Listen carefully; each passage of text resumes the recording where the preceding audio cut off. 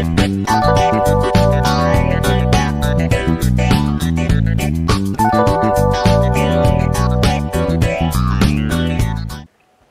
warahmatullahi wabarakatuh. Sahabat Suara Merdeka, kembali lagi di channel favorit kita di segmen Pantura Podcast bersama saya Nabila Gisa pada segmen Warung Poci. Ya Sahabat Suara Merdeka, apa kabar? Semoga Sobat Suara Merdeka di luar sana dalam keadaan baik dan bahagia selalu dimanapun kalian berada. Dan hari ini Alhamdulillah Bella bisa membahas ya, mempunyai kesempatan untuk membahas terkait salah satu program unggulan dari Suara Merdeka Network selama bulan Ramadan, yaitu kita akan membahas terkait dengan gerakan santri menulis atau GSM itu sendiri. Sudah bergabung bersama Bella di sini ada Bapak Dr. Haji Agus Fatudin Yusuf MA. Selamat siang Pak. Selamat siang. Terima kasih ini sudah menyempatkan waktunya ini. Alhamdulillah. Alhamdulillah. Alhamdulillah sehat. Alhamdulillah sehat. Bapak sehat nggak Pak? Alhamdulillah. Luar biasa sekali ini ya. Walaupun bulan puasa tapi tetap semangat. Iya ya, harus. Harus semangat ini ya. Ini Pak Agus nih, berarti Iya. Bella panggilnya Pak Agus aja nih. Betul. Pak Agus ini kan tadi Bella sudah bicara dengan Sobat Suara Merdeka, kita nyebutnya Sobat Suara Merdeka. Sobat Suara Merdeka. Sobat Suara Merdeka ini terkait dengan Alhamdulillah program yang masih istiqomah ya Pak sampai Betul, sekarang ya. iya. Gerakan Santri Menulis. Ini gerakan Santri Menulis itu apa ini Pak sebenarnya ini Pak? Iya, jadi Sobat Suara Merdeka dimanapun Anda berada, Alhamdulillah saya bisa bersilaturahim dengan Sobat Suara Merdeka semuanya. Jadi gerakan Santri Menulis ini sudah berlangsung sejak tahun 1994. 1990. Betul. Jadi kalau sampai hari ini ya kira-kira sudah 31 tahun. Luar biasa. 31 tahun dan terus menerus tanpa jeda. Pada saat wabah Covid, kita tetap berjalan, cuma jumlahnya tidak sebanyak seperti sekarang. Dan tempatnya hanya di Kota Semarang. Dan tempatnya hanya di Kota Betul, Semarang. hanya 5 atau 6 tempat gitu saja. Tapi di luar wabah Covid kita terus berjalan sampai hari ini. Nah, awalnya gerakan Santri Menulis ini Mbak Bella itu dirancang hanya untuk bersilaturahim antara redaksi dengan komunitas pesantren. Di dalam komunitas pesantren itu kan ada kiai, ada bunyai, ada santri, ada masyarakat umum. Betul. Nah, Suara Merdeka ini sebagai perusahaan pers, media yang dibaca oleh komunitas masyarakat dari berbagai lapisan, ini mencoba untuk bersilaturahim, menyambangi kayak kira-kira temu muka gitu dengan para pembacanya gitulah ya, awalnya begitu. Nah, alhamdulillah respon itu cukup bagus, dirintis oleh Haji Tobroni, Haji Tobari AR, kemudian Dr. Andes Haji Amal Kusnadi, dua-duanya sudah wafat, dan satu lagi Pak Haji Amir Mahmud NSSH. Nah, sekarang sudah nggak di Suara Merdeka, tapi beliau sebagai Ketua PWI Jawa Tengah. Nah, dari awal 94 itu, kemudian pesantren pada saat itu yang awalnya tempatnya Pondok Pesantren Ad-Dainuriyah II, Romo Kiai Haji Dr. Andes Dikron Abdullah. Kemudian di tahun berikutnya meningkat lagi, tidak hanya satu pesantren, tapi lama-lama banyak. Nah, karena terus meningkat animo pesantren untuk menjadi Sohibul Bait atau ketempatan tuan rumah untuk kegiatan itu, akhirnya tidak hanya sekedar silaturahim Mbak Bella, tetapi diberikan semacam pengenalan-pengenalan bagaimana sih cara menulis untuk bisa masuk di koran, bagaimana sih menulis berita yang baik, bagaimana sih membuat foto yang baik gitu ya. Karena yang kebetulan bersamaan saat itu muncul yang tadinya nulis berita itu hanya oleh wartawan, kemudian muncul citizen journalism atau jurnalisme warga. Semua orang boleh nulis berita. Nah, teman-teman santri yang sudah mendapatkan bekal gerakan Santri Menulis itu eh, langsung running, tune in gitu ya. Tadinya namanya bukan Gerakan Santri Menulis, tapi Awalnya apa ya? Sarasehan Jurnalistik Ramadan. Sarasehan Jurnalistik Ramadan. Karena kegiatannya hanya di bulan suci Ramadan. Nah, selain silaturahim, berbagi ilmu, juga akhirnya buat keluarga Suara Merdeka juga sekaligus sambil nunggu buka puasa kan. Ngabuburit ya Pak, ngabuburit bareng ini. Dari pesantren ke pesantren. Nah, awalnya hanya 1 pesantren, 2 pesantren, 3 pesantren, akhirnya tiap bulan Mbak Bil, tiap Ramadan itu akhirnya yang sekarang ini 20 putaran, 20 tempat. 20 tempat. Itu Betul. selama bulan Ramadan Selama berarti Ramadan. ya? Jadi dari kabupaten ke kabupaten gitu ya. Nah, yang tadinya hanya pondok, kemudian kampus perguruan tinggi minta, kemudian masjid-masjid juga minta, ya akhirnya semua kita layani. Nah, temanya juga berubah-ubah Mbak Bella, yang semula pada saat ramai mengenai hoax, hate speech, ujaran kebencian, kita juga masuk ke sana. Kita berikan literasi kepada santri, kepada kiai, kepada bunyai, kepada pengguna media untuk seperti apa sih menghadapi hoax, seperti apa sih menghadapi hate speech gitu ya. Nah, alhamdulillah terus bergerak dan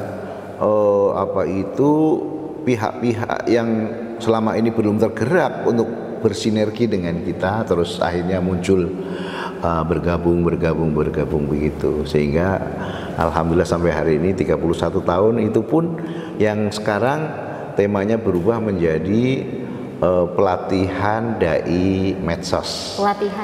Pelatihan dai medsos itu adalah atas permohonan dari para ulama yang berada di Majelis Ulama Indonesia Provinsi Jawa Tengah. Pada saat berlangsung rapat koordinasi daerah Korda, itu para kiai, para ulama menyadari bahwa santri-santri ini perlu dibekali dengan ilmu yang bagaimana konten-konten pesantren itu seperti ngaji kitab, kemudian dakwah dengan tematik, dengan tema-tema atau tanya jawab tentang agama itu bisa diproduksi untuk mengisi media sosial. Bisa di-create lagi. Betul, gitu. kira-kira itu, Mbak. Biar nggak ketinggalan lah sama konten-konten yang lain gitu ya. Apalagi mungkin sekarang juga apa-apa udah serba di konten. Betul, iya. Lalu siapa aja yang terlibat dalam Gerakan Santri Menulis ini, Pak? Iya, tentu karena redaksi Suara Merdeka itu adalah di bawah pemimpin redaksi, maka komandannya adalah Pimret di situ. Pimret biasanya hadir memberikan speech pengantar pada saat upacara pembukaan, kemudian ada unsur redaktur pelaksana dan ada teman-teman redaksi atau desk, sekaligus juga melibatkan teman-teman biro dan wartawan di lapangan seluruh yang ada di Jawa Tengah terutama. Yang ada di Jawa Tengah ya, berarti per kabupaten. Betul. Itu. Gitu. Jadi alhamdulillah dari 35 kabupaten di Jawa Tengah hampir semuanya sudah, nggak ada yang belum. Iya, jadi mulai dari pesantren. Awalnya memang pesantren kecil gitu. Targetnya supaya sambil mengangkat, mempublish, kemudian mensiarkan pesantren yang kecil-kecil itu supaya naik bisa naik gitu ya, bisa dikenal sama masyarakat sekitar setidaknya. Tapi akhirnya pesantren besar juga nggak mau ketinggalan. Malah ikut gabung. Betul, gitu aja gabung. Jadi dari ujung timur Sarang tempatnya Mbah Maimun Zubair, kemudian sampai ke Rembang tempatnya Gusmus, sampai ke Lasem, sampai ke Brebes paling barat sana tempatnya Kiai siapa di Luwung Ragi itu siapa? Mbah Subhan situ ya. Jadi semuanya sudah ke selatan sampai bahkan di ujung-ujung Jawa Tengah selatan Cilacap itu juga sampai sana sudah sampai ke sana alhamdulillah. Ada permintaan untuk kita masuk ke Jogja juga, tetapi ke apa ini tenaganya yang belum nyampe ke sana. Tenaganya belum nyampe ke sana. Semoga Iya, nanti nyampe lah ya. betul. Di luar Ramadan banyak yang madrasah terutama, kemudian pondok pesantren, kampus itu meminta Suara Merdeka untuk hadir memberikan literasi media. Itu Tapi tetap dilaksanakan untuk tetap yang di luar Ramadan seperti di luar Ramadan, cuma supaya tidak berbenturan waktu dengan suasana efektif belajar mereka, sehingga biasanya kita taruh di akhir-akhir pekan gitu. akhir pekan weekend gitu. Betul, Ya. weekend ya. Nah, di tahun ini Pak, kan ini sudah hari ke-10 nggih. Betul. Ini sudah kemana aja ini Pak untuk yang Hari di pertama kita dibuka oleh Kepala Kanwil Kementerian Agama Dr. Haji Saiful Mujab di Pondok Pesantren Ar-Rois Cendekia di Wates, Kecamatan Ngalian, tepatnya di belakang LP Kedung Panik Semarang. Ini pondok pesantren baru, tetapi karena kiainya itu alumni Gontor sekaligus alumni Sarang, sehingga tampaknya pondok ini menggabungkan antara pondok salaf dengan pondok modern. Ya, termasuk kalau dulu itu kan dikenal santri gudik gitu ya, kalau nggak gudikan nggak santri. Sekarang kayaknya susah deh nyari santri gudikan. Iya, karena pondoknya sudah bagus, rapi, wangi, tempat tidurnya, godaannya nyaman, kemudian tempat MCK, tempat mandi sarannya sudah bagus, sehingga sudah jarang ditemukan santri-santri yang punya penyakit kulit dan sebagainya. Udah bersih-bersih semua. Betul. Gitu ya, udah fashionable juga Iya, seragam-seragamnya. sangat. Tadi dilihat juga udah Menarik juga ya. ini ya. Iya. Kemudian dari kedua itu di Pondok Life Skill Darun Najah. Ini di pengasuhnya Profesor Dr. Ahmad Izzuddin MAG. Kebetulan beliau adalah Profesor Guru Besar Ilmu Falak pertama di Indonesia. Makanya santri-santri di situ lebih banyak konsentrasinya kepada ilmu falak. Ya, orang mengenal ilmu falak biasanya kalau menjelang Ramadan, menjelang Syawal, dan menjelang Dzulhijjah. Iya, untuk menentukan tanggal-tanggal penting dan akurat. Nah, di pesantren ini, dua-duanya ini alhamdulillah sudah berlangsung. Kemudian hari ketiga kita bergerak ke pondok pesantren Darul Arkom Patean di Kabupaten Kendal. Ini pondok pesantren ini dikelola oleh Muhammadiyah. Selama ini beberapa putaran kita hanya konsentrasi kepada pondok-pondok pesantren NU ya, Nahdlatul Ulama, tetapi alhamdulillah sudah 5 tahun terakhir ini kita juga bersilaturahim dengan pondok-pondok pesantren Muhammadiyah, dan alhamdulillah kita bisa bersinergi dengan baik, bisa diterima dengan baik, sehingga tidak lagi muncul istilah perbedaan furu'iyah, perbedaan khilafiyah ya, yang nggak perlu dipertentangkan. Sekarang tampaknya sudah nggak muncul lagi. Nah, itu hari ketiga. Pondok pesantren Darul Arkom itu letaknya di lereng gunung dekat ini Mbak, Curug Sewu. Iya, jadi suasananya masih sangat dingin gitu. Asri banget. Asri sekali. Dan bangunannya di sana tidak lagi bangunan tradisional, tapi bangunan modern. Bahkan saya melihat ruang aulanya hebat, santrinya pakai dasi, pakai jas, kemudian menyambut tamu dengan ramah, kemudian masjidnya juga cukup besar ya. Jadi alhamdulillah di Pondok Pesantren Muhammadiyah kami juga terinspirasi agar pesantren-pesantren yang barangkali belum bagus dalam hal sarana dan prasarana untuk santri itu perlu meningkatkan fasilitas kehebatan gitu ya. ini. Nah, hari keempat kami bergeser lagi ke Pondok Pesantren Nahdlatul Ulama, yakni Pondok Pesantren Al-Itqon, tepatnya di Patebon, Pegandon, Kendal. Ini pesantren kuno sebenarnya, dipimpin oleh Kiai Haji Ayub Nukman ini, dan dibuka langsung oleh Bupati Kendal yang baru. Iya. Hari berikutnya kami bergerak lagi ke barat, yakni di Pondok Pesantren Muhammadiyah lagi, yakni di Internasional Muhammadiyah Boarding School IMBS, ya MBS. Betul, itu di Pekajangan, Kabupaten Pekalongan. Ini pondok pesantren ini juga menarik, sebagai pengkaderan Muhammadiyah, dan konon ini pondok pesantren Muhammadiyah yang tertua karena sudah ada sejak zaman Mbah Ahmad Dahlan, gitu, pendiri Muhammadiyah. Nah, kemudian setelah dari Pekalongan yang dibuka langsung oleh Pak Wakil Bupati Bapak Haji Sukirman SSMS, hari ini kita bergerak ke barat di Kabupaten Brebes, tepatnya di Jatibarang, di Pondok Pesantren Nuruddin Idris, Pondok Pesantren Modern Tahfidul Quran. Ya, jadi kita bisa melihat setiap ba'da sholat santri-santri tidak langsung keluar, tetapi mereka murojaah atau menghafal Al-Quran dari juz 1, juz 2 sampai dengan juz 30. Tadi kita lihat bersama, suasananya jadi kedengaran kayak suasana apa ya?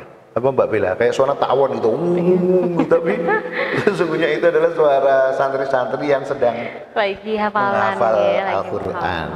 Iya, dan besok insya Allah nanti sore selesai kita akan bergerak ke Kabupaten Banyumas. Kabupaten Banyumas ini kayak roadshow ya Mas jadinya. Besok kita di Pondok Pesantren Nurul Rahman di Desa Sirau, Kecamatan Kemperanjen, itu kecamatan paling timur dari Banyumas, sudah berbatasan dengan Kebumen.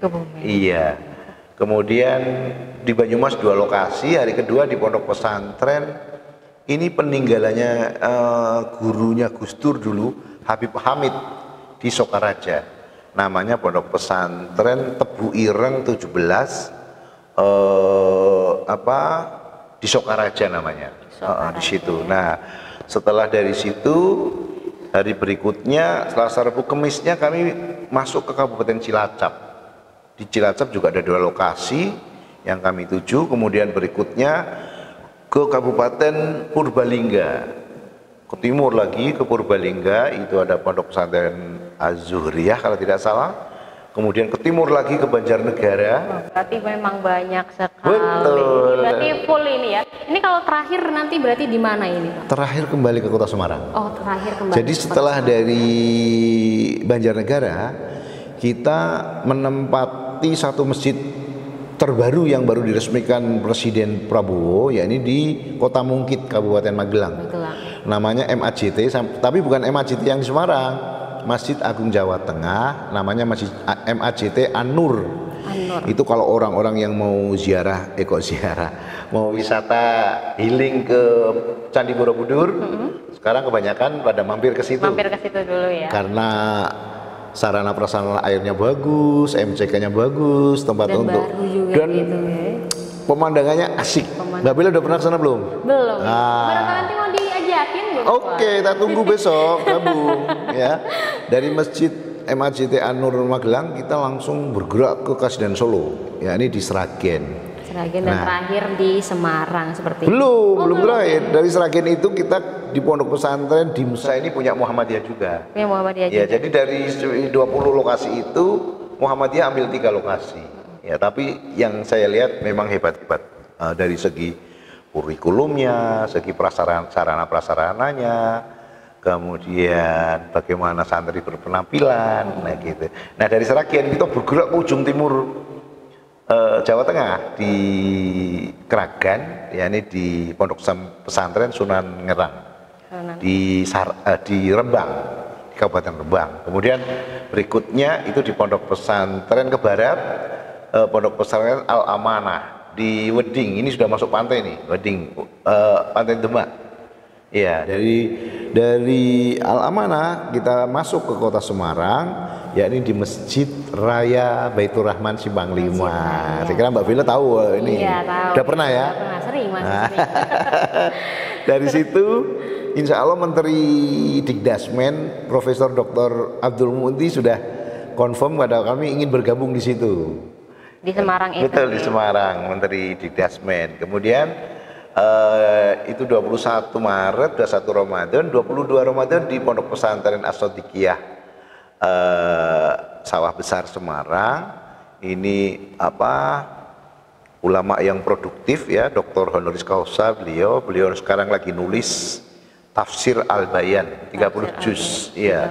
Kemudian hari berikutnya di Pondok Pesantren Ad-Dainuriyah 2 di Kiai Zikron Abdullah, pesantren yang dulu kali pertama gerakan pesantren ini muncul. Nah, kita besok ini akan kita datangi lagi. Iya, betul. Oke Pak, dari sebanyak itu tempat, lalu goals dari GSM ini sendiri itu sebenarnya apa ini Pak? Ya, selain literasi pada santri, hari ini kita lebih mengajak santri untuk bisa mengisi konten-konten medsos dengan pesan-pesan dakwah. Dengan pesan-pesan dakwah. Betul. Gitu. Nah, soal konten Mbak Bella, itu santri itu nggak kurang.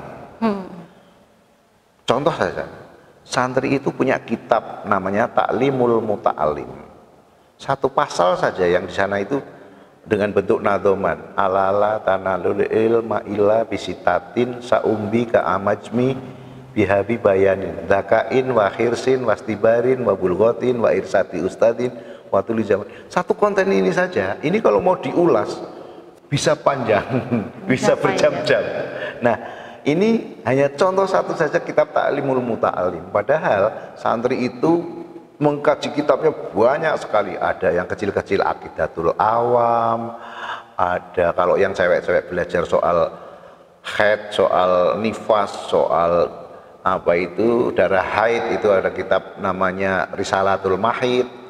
Ada nanti kitab-kitab hadis, ada kitab-kitab akhlak, ada kitab-kitab tasawuf, ada kitab-kitab fikih. Yang itu kalau dibahasakan dengan bahasa yang sederhana lewat medsos, lewat YouTube, lewat Instagram, lewat WhatsApp, lewat TikTok, lewat semua medsos, itu insya Allah akan bermanfaat Mbak Bila. Karena di situ mengandung konten-konten sekaligus mungkin bisa menginspirasi orang di luar pesantren. Harapan kami itu. Jadi hari ini tidak sekadar santri diajak nulis, tetapi santri juga kalau bisa mengisi sekaligus konten-konten medsos gitu. Lalu gimana dari GSM ini sendiri memastikan bahwa konten-konten yang dibuat nanti oleh santri-santri itu bisa viral atau bisa diterima oleh halayak luas ini Pak? Karena kan nggak sedikit banyak terkait. Betul. Banyak banget yang saat ini lebih suka konten-konten yang mungkin terkait bercandaan atau prank atau apa nih, daripada iya konten-konten yang lebih islami atau agama seperti itu, atau kadang-kadang seks gitu ya. Iya itu. Gimana itu? Gimana dari GSM ini sendiri memastikan bahwa memang konten-konten yang seperti inilah yang memang layak ditonton? Iya. Di setiap tempat kami selalu ingatkan agar santri ini mengawali produk kontennya itu dengan 4 sifat: sidik, amanah, tablik, fatona. Sidik itu adalah dasarnya kebenaran, benar cara meliputnya, benar cara wawancaranya, benar cara menulisnya, benar cara memotretnya, benar memilih narasumbernya, benar semuanya dengan sidik. Nggak boleh kalau tanpa sidik ini. Sampai memilih orang itu juga tidak asal gitu ya. Misalnya mau ngomong soal pertanian, ya cari ahli pertanian. Jangan sampai ahli bangunan disuruh ngomong pertanian. Jangan sampai ahli perikanan ngomong soal teknik dan sebagainya. Jadi sesuai dengan keahliannya masing-masing. Sidik, amanah. Amanah ini santri selalu di dalam pelatihan gerakan santri menulis ini selalu kita tanamkan agar amanah ini menjaga betul.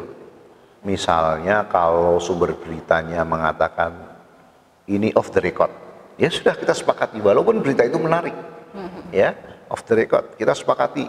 Jangan sampai kita sumber berita ngomong off the record tapi kita membocorkannya, itu namanya nggak amanah. Kemudian tablik.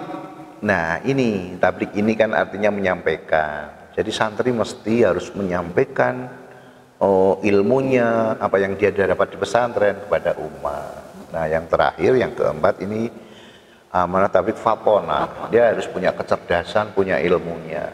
Nah, persoalannya adalah di Indonesia ini bebas orang sekarang memproduksi berita. Digawe dewe, diwaca dewe, diupload dewe, di-share sendiri. Kadang-kadang citizen journalism ini juga perlu diatur. Kalau dulu kan enggak, orang yang boleh menulis berita hanya wartawan gitu kan. Nah, mungkin karena ini kemajuan peradaban ya, sehingga orang sekarang lihat Mbak Bella lihat, temui di YouTube itu. Kadang-kadang kita lagi jalan di jalan tol, ada kecelakaan. Dia hanya ambil shoot kecelakaan. Terjadi kecelakaan di res atau di jalan tol sekian km sekian. Dia nggak nyebutkan siapa yang terlibat dalam kecelakaan itu, jam berapa, korbannya berapa. Ya sudah syuting segitu aja. Lewat gitu ya, sekilas lewat begitu ya. Memang sepintas itu kayaknya tidak terjadi apa-apa, tapi orang-orang yang keluarganya lagi melakukan perjalanan melewati jalur itu kan jadi was-was. Nah, karena itu disinilah para santri ini selain sidik amanah tablik fatona itu sekaligus diajari praktek bagaimana dia bermedsos, bagaimana para santri ini memproduksi konten-konten dengan baik, sehingga diharapkan dakwah ini betul-betul tersampai lewat media sosial tersebut. Kira-kira itu Mbak Bella. Menutup hal-hal yang negatif gitu loh ya Pak ya. Iya. Ada nggak sih Pak yang mungkin tadinya ikut GSM, santri ikut GSM terus setelah lulus jadi narasumber nih, atau menulis buku atau segala? Banyak Mbak, banyak. Cuma memang ketika kami dimintai data secara mana-mananya, nah ini sedang kita perbaiki bank datanya Mbak Bella. Bank datanya. Ya, betul. Jadi setiap lokasi yang dulu tidak menyantumkan nomor alamat email, kemudian tidak mencantumkan nomor telepon. Nah, sudah beberapa tahun mereka sudah mencantumkan, sehingga harapan kami kalau misalnya sekarang 31 tahun ini 10 lokasi, berarti kan kalau satu lokasi 100 orang, berarti kan ada 2000 orang santri 2000. Satu angkatan. Nah, nanti kalau kita kumpulkan di Semarang atau di mana, nah mudah-mudahan nanti akan ketemu bahwa mereka adalah santri-santri yang pernah mendapat bekalan dari gerakan santri menulis. Itu luar biasa, udah 31 tahun, berarti udah berapa banyak santri ya? Banyak sekali Mbak. Kalau setahun 2000 berarti kalikan itu. Kali 31 berapa ya itu? Iya. Udah setengah populasi Jawa Tengah kali itu. Iya. Nah, sebagai bukti bahwa santri itu sudah mengikuti kegiatan gerakan santri menulis, di akhir acara biasanya mereka kita berikan kenang-kenangan berupa sertifikat. Iya, yang ditandatangani oleh CEO Suara Merdeka Bapak Kukurit Surya Wicaksono. Luar biasa sekali. Ini kalau misal nanti setelah ada yang menonton ini dari pondok atau dan sebagainya, bisa langsung menghubungi Suara Merdeka ya barangkali. Iya, betul. Kita nanti untuk. Iya, jadi nanti saya berharap kepada sobat Suara Merdeka ya, khususnya kalau para santri nanti menonton siaran ini, ya mari kita manfaatkan ilmu yang sudah kita dapatkan di gerakan santri menulis ini, supaya tidak seperti pepatah al ilmu bila amalin kasajari bila samarin. Artinya ilmu yang tidak diamalkan itu seperti pohon yang tanpa buah. Meskipun berfungsi, tapi ya fungsinya paling-paling hanya untuk kayu bakar, tidak ada buahnya. Karena itu, supaya para santri ini menjadi pohon yang berbuah, maka ayo mari kita amalkan pengalaman-pengalaman yang sudah didapat dari GSM ini, dari berbagai tahun, dari berbagai angkatan. Silahkan dipraktekkan, silahkan diamalkan, kalau ada kesulitan bisa menghubungi tim Suara Merdeka Network untuk bisa berbagi. Itu Mbak Bella. Gitu nggih Pak. Kalau misal ini kan ada di Brebes nggih Pak. Ada berapa santri yang ikut Pak untuk hari ini? Di Brebes 100 orang di Pondok Pesantren Nuridin Idris ini ada 100 iya, orang. ada 100 orang. Ini kan terkait dengan dai medsos nggih. Betul. Berarti yang diajarkan apa saja itu hari ini untuk Hari ini sama dengan materi-materi yang kemarin-kemarin. Jadi yang pertama adalah kesadaran literasi, bagaimana mereka memanfaatkan media. Kemudian tadi ada materi Islam Wasatiyah dari Majelis Ulama Indonesia. Juga ada materi tentang santripreneur. Santripreneur ini materi yang cukup baru, disampaikan oleh teman-teman dari Basnas Kabupaten, Kota, dan Provinsi. Itu dalam rangka membangkitkan semangat santri untuk menjadi entrepreneurship. Betul. gitu Jadi santri itu setelah keluar dari pondok tidak bertanya, aku meh dadi opo, aku meh golek pangan piye, aku meh dadi pegawai negeri, aku mau bekerja apa. Nah, mereka dari pelatihan ini ada materi mengenai santripreneur yang itu tadi disampaikan dengan sangat baik oleh Ketua Basnas Kabupaten Brebes, Mas Kiai Haris, Abdul Haris. Itu disampaikan dengan baik oleh beliau dan mudah-mudahan ini bisa ditangkap oleh para santri. Amin. Ini luar biasa sekali karena juga kayaknya jarang ini yang ada gerakan santri menulis, apalagi intinya ke santri gitu. Biasanya kampus, universitas, sekolah formal lainnya gitu. Pak Agus, ini terakhir ini harapan mungkin ke depannya untuk gerakan santri menulis ataupun untuk Suara Merdeka sendiri ini seperti apa ini? Ya, harapan ke depan ini kan sudah 31 tahun. Saya berharap yang pertama kepada para pelaksana nanti dari tim Suara Merdeka ke depan ini, kegiatan ini mesti harus terus dipelihara, diuri-uri, ditingkatkan untuk lebih baik lagi, baik dari segi kurikulumnya, kemudian dari pelaksanaannya. Ini kan mulai kira-kira jam 9 pagi sampai dengan menjelang zuhur istirahat, lanjut lagi sampai menjelang asar istirahat, lanjut lagi sampai dengan menjelang buka puasa. Dilaksanakan di dalam bulan Ramadan memang ada positif dan negatifnya. Negatifnya salah satu kurangnya ya kadang-kadang kurang maksimal ya, karena mereka dalam posisi puasa, ngantuk, lelah, lemah gitu. Jadi saya berharap kegiatan ini menginspirasi dari Suara Merdeka, bisa digerakkan oleh lembaga-lembaga ormas Islam, bisa digerakkan oleh lembaga masyarakat, oleh NU, oleh Muhammadiyah, yang itu melibatkan tutor-tutor profesional ya, baik dari praktisi medsos, praktisi YouTube, praktisi TikTok, praktisi penulis wartawan di Suara Merdeka dan sebagainya untuk terus dikembangkan. Nah, pemerintah itu mudah-mudahan tergerak untuk bisa membantu operasional anggarannya karena dibutuhkan biaya nggak kecil. Kemudian para sponsor, para perusahaan ini juga kami berharap untuk ke depan bisa support. Apapun kondisinya, tidak ada alasan seperti hari ini, misalnya ada efisiensi, ada macam-macam, sehingga seolah-olah tidak welcome dengan kegiatan ini. Nah, mari ke depan Mbak Bella, semua eksponen, semua stakeholder terlibat dalam kegiatan ini. Mudah-mudahan ada manfaatnya. Bersama Pentahelix seperti itu. Betul. Aja ayo berkolaborasi. Iya, gitu. iya. Kapan lagi ini ya? Iya. Penerus bangsa Pak. Amin, amin.